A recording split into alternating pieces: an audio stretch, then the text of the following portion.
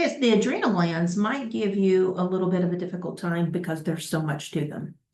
Think of you've got this one organ and tons of 4 different hormones doing 4 different things coming from this one organ.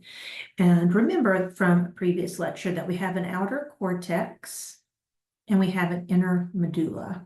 Anytime you have a part like the cortex of the brain and the interior section of the brain, this outer cortex does completely different stuff than the adrenal medulla. So in the adrenal cortex, I want you to know when you see a picture like this, sort of figure out what the middle is. Here's the middle right here. So this is the medulla. And then you're going to look for 3 distinct zones. On this picture, it's not so easy. I might see a little darkening here. I don't see, I wouldn't use this on a live practical. And then we have this zone, and then we have this outer zone. So again, not the best picture, but it was free.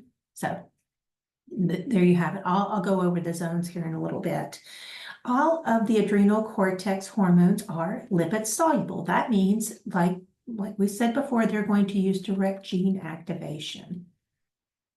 That's how they do their thing. That's how the hormone goes to the target cell, and instead of docking on the outside, please review the first video. So docking on the outside of the cell using a second messenger system, it can go right in and attach to a receptor and then turn on genes on the DNA molecule.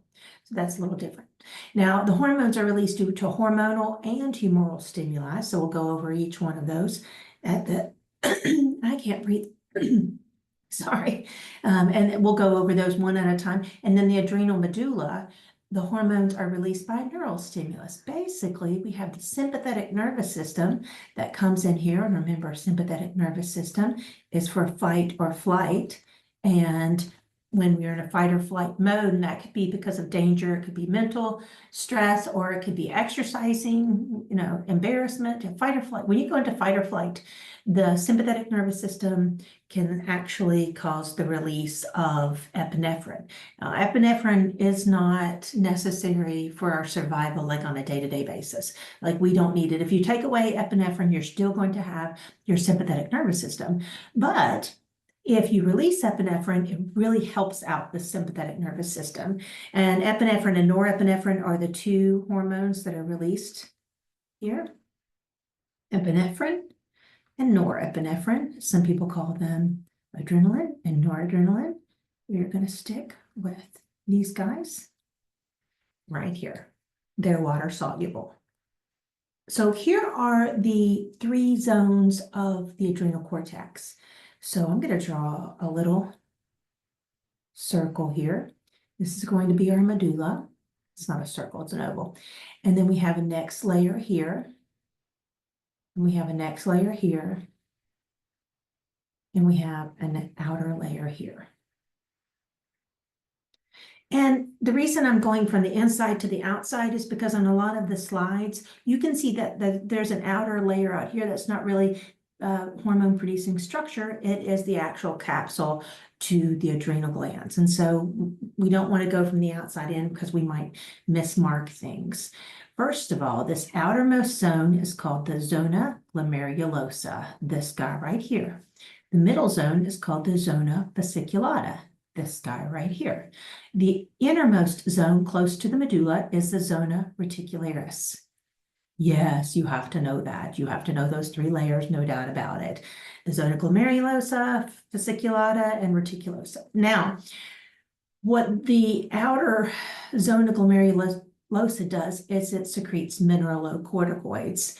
Anytime you hear cort, think of a steroid-based hormone, but if we add the word mineral in front of it, it's a steroid-based hormone that deals with mineral regulation, and very specifically, sodium regulation, sodium and potassium regulation. We have different kinds of mineralocorticoids, but the only one that we talk about is aldosterone. That is our main key player.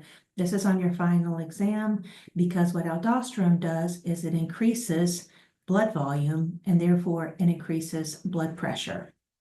That's just going to be, that's a fact. We're going to get into the details on the next slide or coming up. But 2 of the homeostatic imbalances that you should know, aldosteronism is hypersecretion of aldosterone. So you know already the effect, blood volume increases blood pressure. So somebody with aldosteronism should have high blood pressure, correct? Now, Addison's, we're going to see Addison's here, and down here under glucocorticoids, we see Addison's twice. This is hyposecretion of the mineralocorticoids or of aldosterone. When we look at the word glucocorticoids, this tells you what we regulate with this steroid-based or lipid-soluble hormone. The glucocorticoids are, they're right here. This is zona fasciculata, releases the glucocorticoids. The zona glomerulosa releases the mineralocorticoids, aldosterone.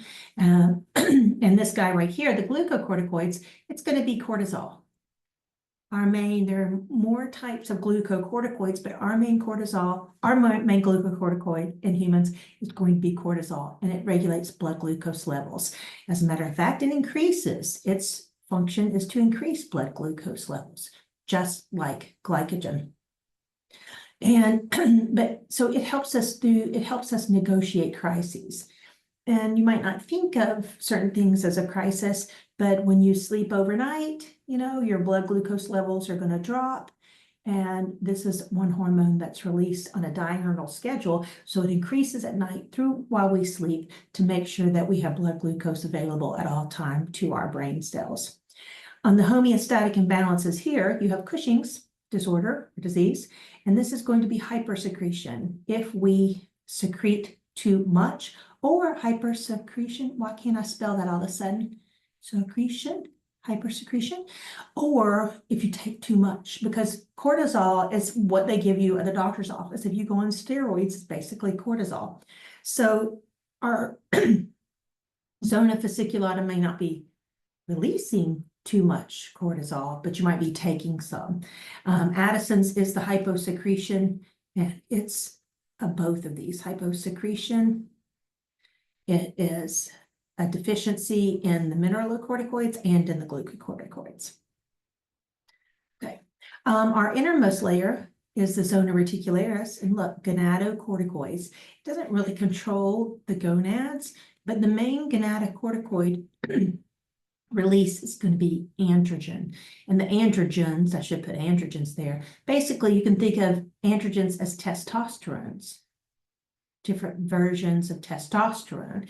And if you look at the conversion of testosterone to all the different things that it can turn into, these androgens, then you'll see there's also an estrogen that comes from that. And so with this zona reticularis, we all have adrenal glands. I am a female, so I do not have testes, so I'm not producing testosterone there, but my adrenal glands are secreting testosterone. Males do not have ovaries, and because males do not have ovaries, they're not secreting estrogen in the bulk that we are as females. However, they do have a certain amount of estrogen, that's usually masked, and that estrogen is secreted by the adrenal glands. So basically up here with the mineralocorticoids, we're going to increase blood pressure through monitoring the amount of minerals that we have in our blood. We're going to increase blood glucose here. Down here with the gonadocorticoids, it's really kind of an unsure thing. We don't release them until puberty. And so do they help with the onset of puberty? Maybe. Do they increase blood? I lost my slide. Do they increase the sex drive for women? Maybe. And so that's basically the function of the androgens secreted by the zona reticularis. And here's that zona reticularis right here. Okay, our homeostatic imbalance is a hypersecretion disorder. If you secrete too much, and I'll just go ahead and tell you now, it's going to be repeated. If you're a female and you secrete too much of the androgens from your adrenal glands, you become masculinized.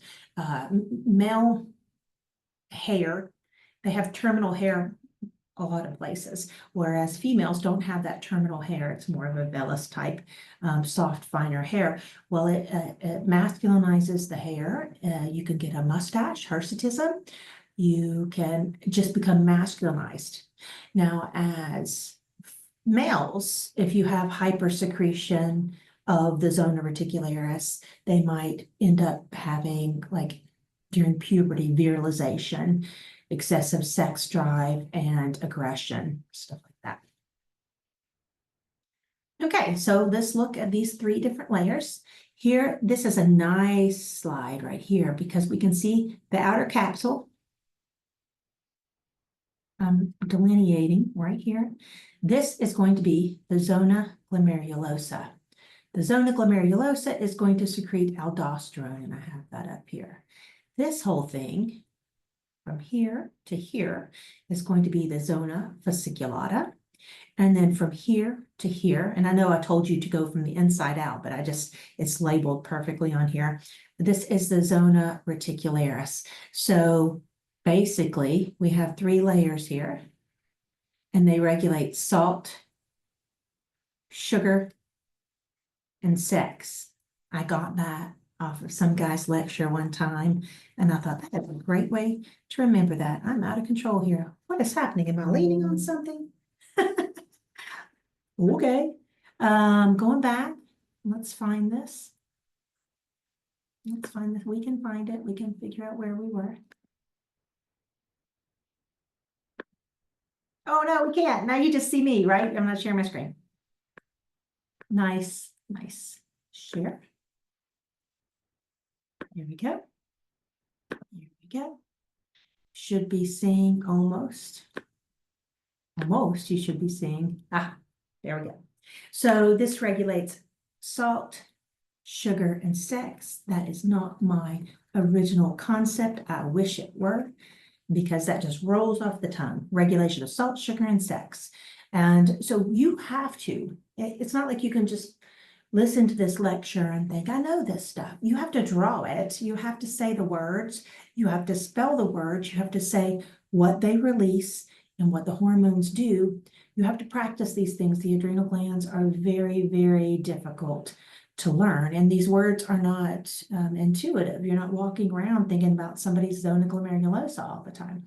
So please practice the words. I find that students read it one time or they hear it and they, oh, I know that, but you can't unless you're walking down the street by yourself and you can say all 3 layers of the adrenal cortex, what hormones they secrete, what's the trigger, what does it cause, etc. You don't know those adrenal glands well enough. I'm just warning you because this is a hard organ. Took me a long time to learn it. And here's this inner medulla in here. So we can just see a little section. Always look, here's the box that they are taking and they're showing you this is what it looks like under a slide. And here is how we draw it. Okay, and they tell aldosterone. Here's our main one, cortisol. DHEA and testosterone, both types of androgens. And then down here in the adrenal medulla, we have epinephrine. Okay, with the mineralocorticoids, I'm going to get a drink real quick. With the mineralocorticoids, they're going to be increasing blood pressure. I don't know if you all take as many breaks as I do, but I keep pausing the recording and I hope it's not that obvious. I had only one goal today, 2 goals, finish the endocrine system and eat as many jalapeno poppers as possible. I made a bunch, put them in the fridge all day today. That's all I'm going to eat. And I think my throat's closing up. So I think I'm going to have to change my second goal, but I am going to finish the endocrine system today. Okay, with aldosterone. Aldosterone is going to be the one that increases blood pressure. This guy right here, here we go. It increases blood pressure.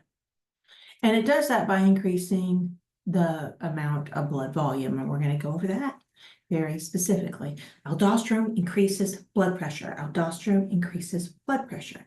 So what is going to be the trigger for aldosterone release? Well, it's going to be a humoral trigger. It's going to be decreased blood volume or decreased blood pressure. If blood volume drops or blood pressure drops, that is a trigger stimulus for release of aldosterone, but it's not that easy. Blood volume and blood pressure drops, and the zona glomerulosa just doesn't squirt out some aldosterone to increase blood volume and blood pressure. It's a little more complicated, but it's worth knowing the story of the renin, angiotensin mechanism of aldosterone release. It's worth memorizing it and knowing it. It's the main mechanism for aldosterone release. It's considered humoral. And the reason is because lots of people have high blood pressure, and there are lots of drugs that treat blood pressure by targeting this renin-angiotensin mechanism and preventing the release of aldosterone or preventing the production of angiotensin. So there's that. Old school blood pressure medications really worked well with this system. Because remember, aldosterone increases blood pressure. If we can prevent aldosterone from being secreted through this mechanism here, then we're going to drop our blood pressure. Another trigger for aldosterone release is increased in blood potassium, levels. If you have hyperkalemia, too much, hyperkalemia, that means excessive potassium in the blood. That looks really close to some people to hypercalcemia. Hypercalcemia is excessive blood calcium levels, and we've already gone over those.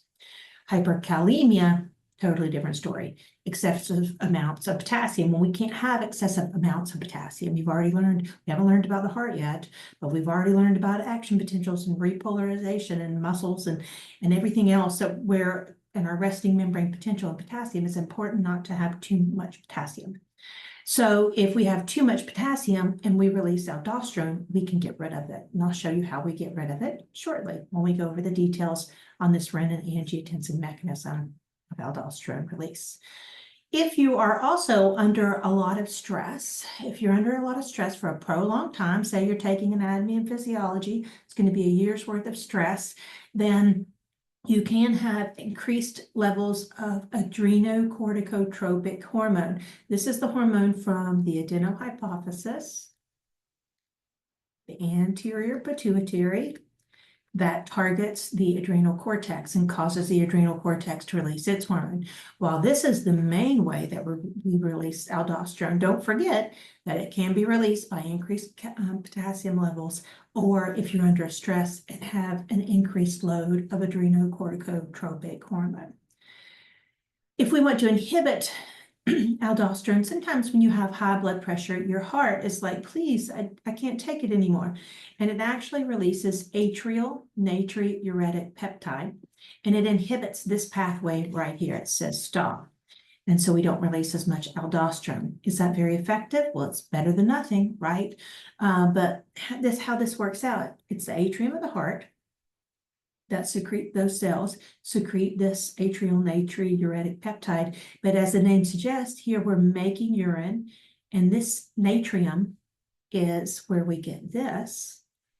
You see this? This is the ion, the sodium ion, but in Latin, natrium is sodium.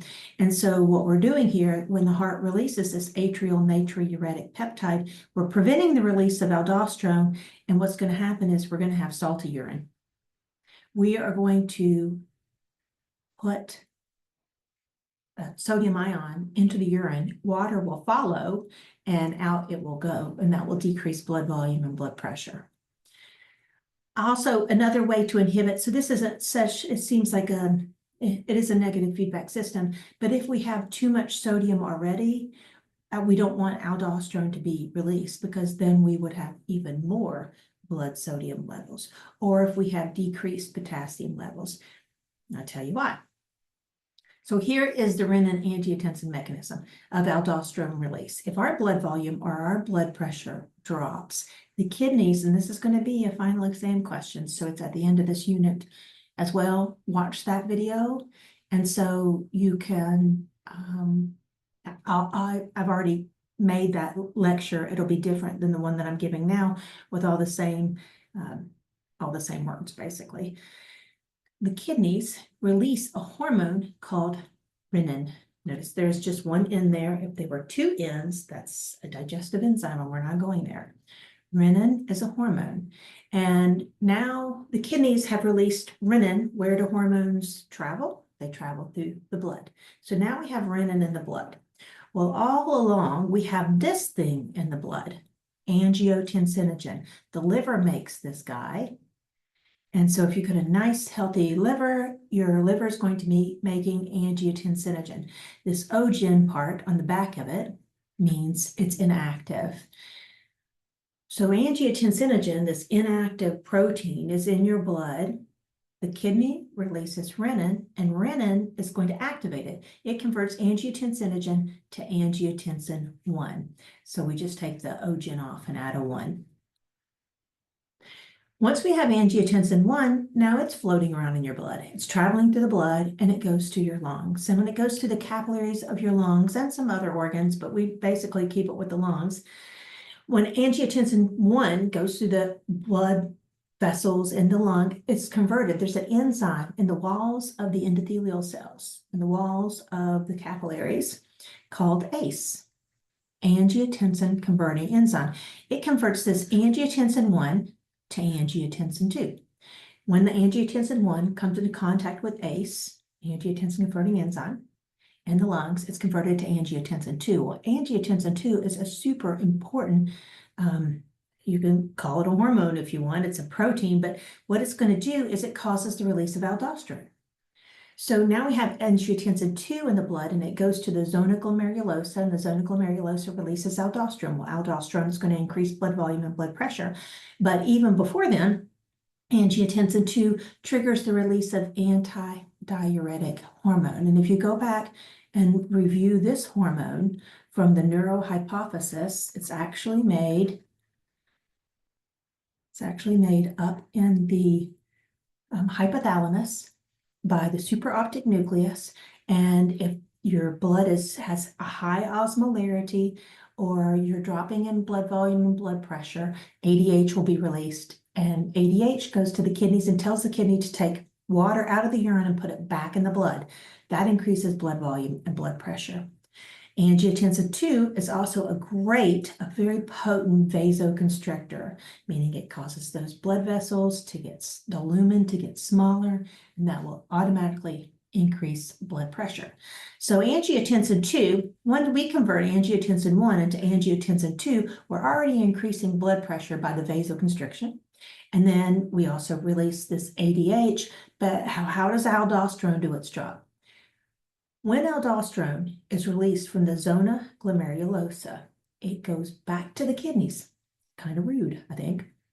But all of this, for this aldosterone to go back to the kidneys where it started, aldosterone will go back to the kidneys and it will say resorb sodium. That means take the sodium out of the urine and put it back into the blood. And it will tell the kidneys to secrete potassium. So potassium and sodium always go in opposite ways. So aldosterone says, take the sodium out of the urine, put it back into the blood. Why would we want to do that? Because water follows salt. So the water from the urine will also follow. We've also got ADH there. I'm going to cough, so I'm going to have to take a break. Hold on. Oh no. I'm getting a little excited there. I forgot to swallow. So we're back to the kidney tubules. The kidney tubules are targeted by aldosterone, and aldosterone says take sodium and then put it in the blood and secrete potassium. So resorb means taking it out of the urine, putting it into the blood. Secreting means taking out of the blood and putting it into the urine.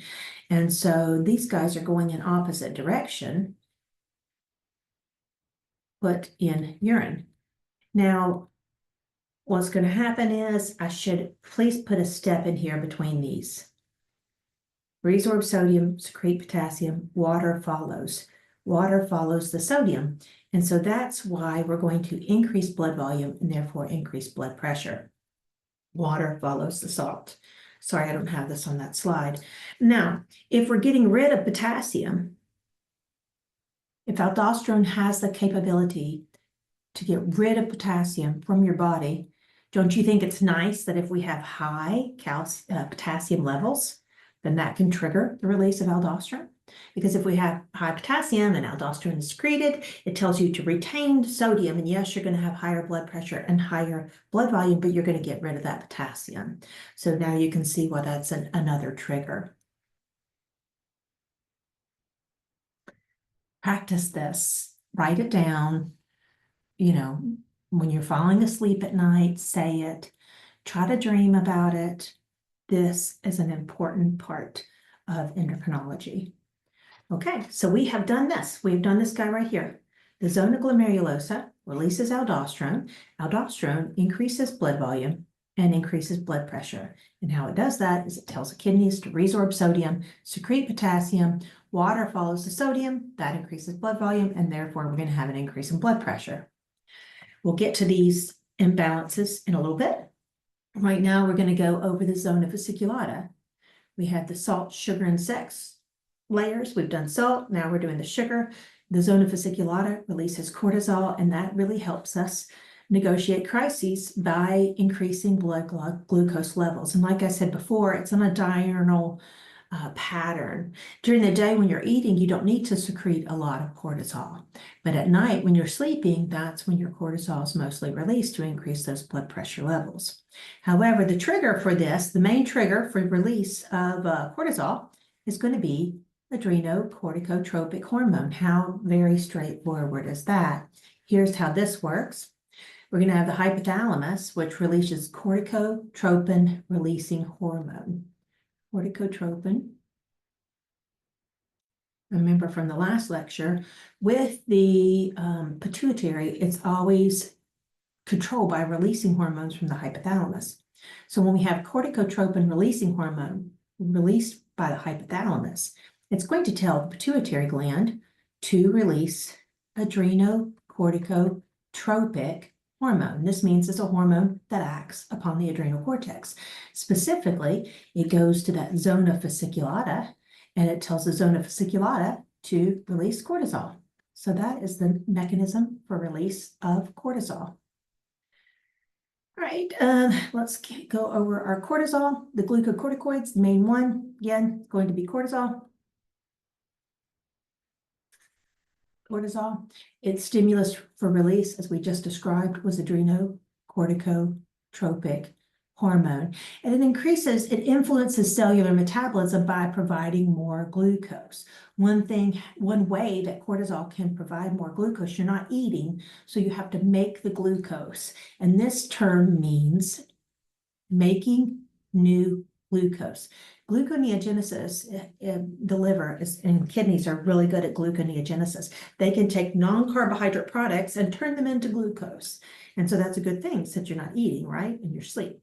Now, if you're really stressed, you can also release cortisol. It doesn't have to be just at night, but it is a hormone because of the gluconeogenic properties. It is a hyperglycemic hormone. Hyperglycemia means you have high blood sugar levels. Hypoglycemia means you have low blood glucose levels. With this hyperglycemic hormone, recall from a previous lecture, if it's a hyperglycemic hormone, it is a hormone that increases blood glucose levels.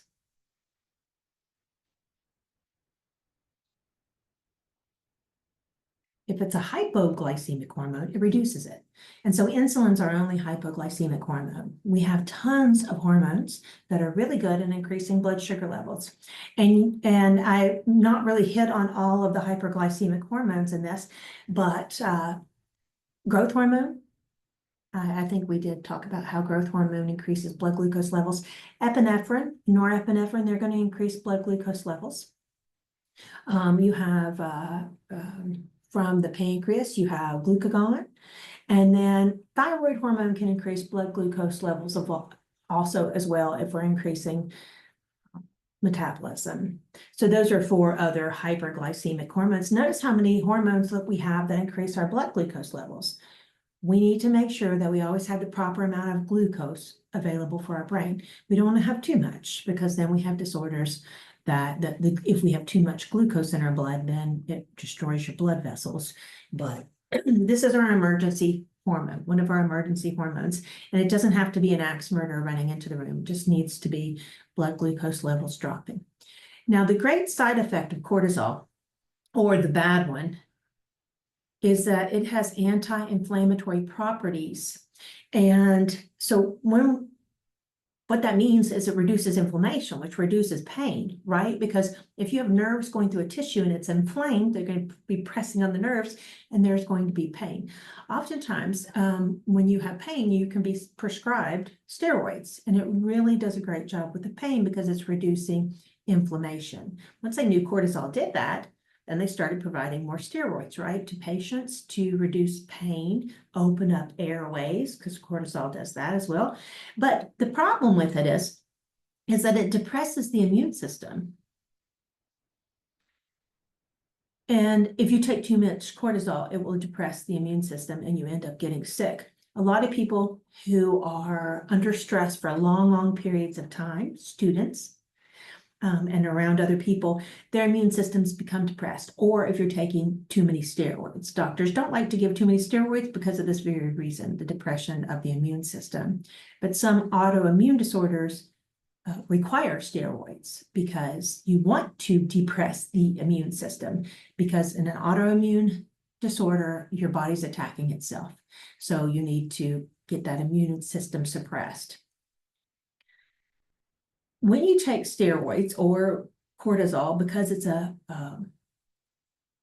crisis hormone, it has a vasoconstrictive effect. And what that means is the blood vessels go from here to here. So what's that going to do? If you have this amount of blood, now we have this amount of blood, just because it's a smaller cavity. So vasoconstriction always increases blood pressure. Or diverts blood from one area to the other, we're going to see in a subsequent chapter. So it has a vasoconstrictive effect, and I've already talked about the diurnal fluctuation. The most cortisol that you have released is usually in the middle of the night after you've been fasting.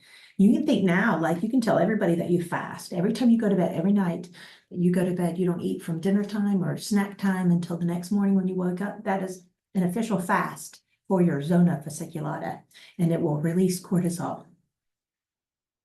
Now, here's our disorder, our main disorder of hypersecretionist Cushing's syndrome. And what happens is, because the cortisol is being released, we lose a lot of muscle and bone mass because we're doing that process of gluconeogenesis. So we're taking non-carbohydrate products like protein, et cetera, and we're converting it into glucose. And so we're breaking down the muscle and the bone mass to do that. And also in the process, we get edematous. This means swelling. Edema is swelling. So if you get edematous, it's because of the increased fluid volume in the tissues. You end up, just because it's a vasoconstrictive, you have hormone, you have hypertension. Hypertension is the word for blood pressure, high blood pressure, hypertension. You can develop a lipoma. If you've ever seen in the back of someone's neck, not from poor posture. Like, we all tend to put our heads down like this because we're on our phones and on our equipment all the time. Not a regular hump of just your poor posture, but if you literally have a fatty, this means fat tumor, lipoma. You can get these anywhere, but very specifically, it's called a buffalo hump with someone with Cushing's disease because it's a fatty lump that's on the back of your neck. Those are some of the symptoms. And also this moon face, where look how round her face is, and the swelling. We'll get to that. The swelling, these are different phases from the same person of the Cushing's. Look how round, and a little bit of hirsutism. A little bit of hirsutism on this one, where you can barely see a little mustache. But when we get to the next page, here's another example of Cushing's. You tend to have very increased stretch marks, a lot of stretch marks. See the stretch marks, how massive they are down here. And this is a female. Look how much hair. So that can be caused by excessive amounts of glucocorticoids or cortisol. Now, why would we have too much cortisol? One reason is if we have a pituitary tumor that secretes too much ACTH, because that's the trigger for cortisol release. So we don't want to think, oh, I've got a pituitary tumor, that's why my cortisol is so high, but it's something to be checked for. Even worse, there are quite a few malignant tumors that produce ACTH. And so that causes the release of cortisol. The various malignant tumors like lung cancers and pancreatic cancers, they don't secrete cortisol. They secrete a hormone that mimics adrenocorticotropic hormone. And so that's why you have excessive release of cortisol. And then just iatrogenic, this means medicine induced, medicine or doctor induced. Treatment induced, how's that?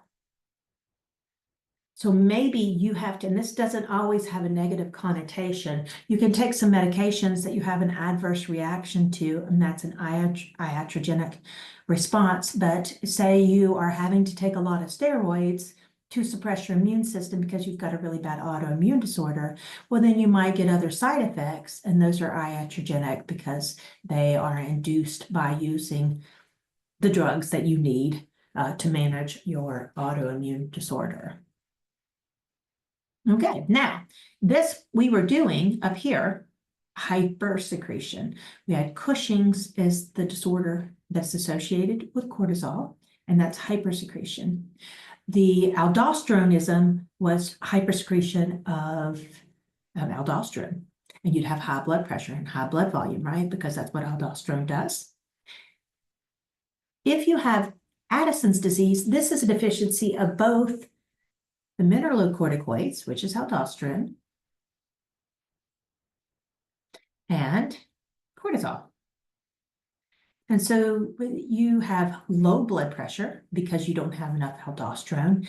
And you usually have, with the lack of cortisol being released, you have the hypotension. And this guy right here, remember how in the beginning ACTH was, I don't know if I told you this, pro-opiomelanocortin was a precursor hormone to ACH. I think I did tell you that. And it's also a precursor hormone to melanocyte stimulating hormone. And so in the case of aldosteronism, because there's that lack of cortisol and aldosterone, then you have this MSH causing increased pigmentation. Like this, you can have pigmentation on your lips. If you've ever seen anyone with I could not find a picture that was free, so I couldn't put it up here. But if you look at nice red lips, and then they have a lot, it looks like big freckles, not just regular freckles, it's a line of black on their lips. And look how this woman appears like she has been tanned quite a bit. That's called bronzing. And people with Addison's disease tend to have a bronzing of the skin. I don't know if you remember that from the integumentary system. They have low blood volume, low blood pressure. They tend to have, because they have this low blood pressure and the MSH, they have the bronzing of the skin, and they also crave salt. They crave salt because if they get salt, then they can increase their blood volume and their blood pressure. That's Addison's disease, also known as adrenal insufficiency. Our last layer, remember, we have the medulla, we have the zona reticularis, we have the zona fasciculatus, getting worse on the drawing, and we have the zona glomerulosa. The zona glomerulosa secretes aldosterone, the fasciculata, cortisol. Reticularis, here's where we're going to be secreting the gonatocorticoids, which are the androgens. Those are the most abundant, which are the male sex hormones. It's an unknown stimulus for release. These guys aren't released until puberty, and that may help with the onset of puberty, chicken before the egg kind of thing. They might help with female sex drive, and definitely they do help with postmenopausal estrogens, these gonatocorticoids, because if you go through menopause, your ovaries no longer secrete estrogen. Estrogen is very bone sparing. It has some great properties, it has some very volatile properties. But after menopause, we don't have as much estrogen, but we still have a little estrogen, and that's coming from our adrenal glands.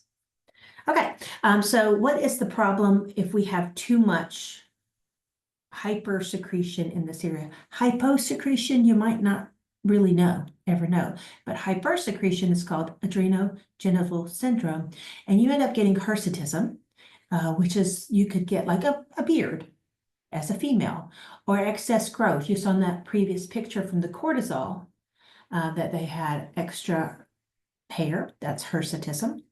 Overgrowth of the clitoris. The clitoris is the erectile tissue for the female. Because of all the excess of testosterone, you can end up with acne if you're a female and a deep voice. Most all of these have to do with females.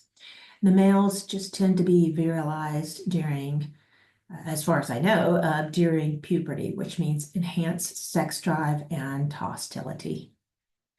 Okay, that's it for the adrenal glands. No, it's not. We get to do the adrenal medulla.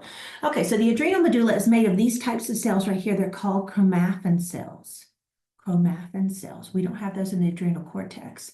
These guys are what secrete the catecholamines, and the catecholamines are epinephrine and norepinephrine for this chapter. And so the chromaffin cells make up this middle part here, the adrenal medulla. And what causes them to release the epinephrine and norepinephrine into the blood is a neural stimulation. So here we have the sympathetic nervous system. Whatever's happening, a sympathetic fiber comes out, zaps this guy with an action potential, and you release epinephrine and norepinephrine into the blood. It just enhances the sympathetic nervous system. So here are some of those things that we had during the sympathetic nervous system reaction. You have bronchial dilation, so you can breathe better. You have increased blood pressure because you've got vasoconstriction, and that's definitely caused here by epinephrine or enhanced by epinephrine. And your heart rate goes up, and you divert blood to the pivotal organs. Glycogenolysis, breaking down glycogen to increase glucose, all that stuff. If we follow this picture up here, when we release the epinephrine and norepinephrine, what it does to the liver is it causes glycogen breakdown. That is glycogenolysis. And it also causes glucose production, because what we're trying to do, glycogenolysis always leads to increased blood glucose levels. And if the liver also produces glucose, that's gluconeogenesis, it's going to enhance blood glucose levels. For your fats, what epinephrine is going to do for that is it's going to cause you release more fatty acids because you are breaking down the adipose tissue to provide products for gluconeogenesis. How epinephrine targets the heart is it's going to increase heart rate. It increases the vasoconstriction of the cardiovascular system, increases heart rate. Internal organs, you're going to have vasoconstriction, and you're going to have vasodilation of the skeletal muscles. What does that mean? Basically, it means this. Say you're just sitting around in your small intestine, you're digesting food.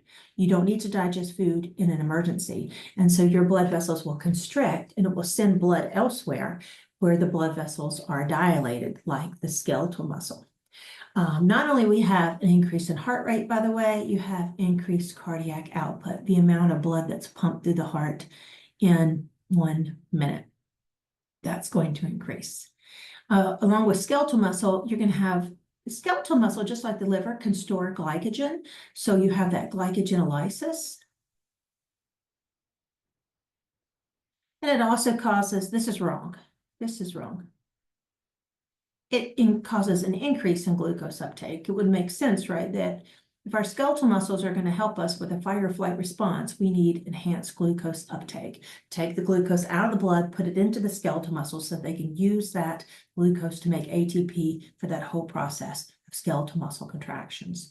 Overall, we increase nutrient supplies to the muscle, and we make sure by increasing blood pressure that we're going to get glucose to the brain and oxygen to the brain during an emergency situation.